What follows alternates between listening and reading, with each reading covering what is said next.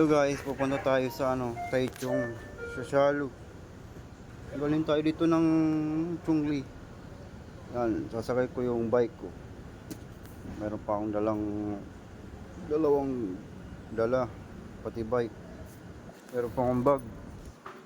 Yan, Chungli tayo mga idolo. Dala ko yung bike. First time ko ngayon ng biyahe na may dalang bike sa train. Bali pala yung yung bayad pala ng bike ay 127. Fast local lang mga idol ang nasakyan natin. May bayad yung bike 127. Bike ko.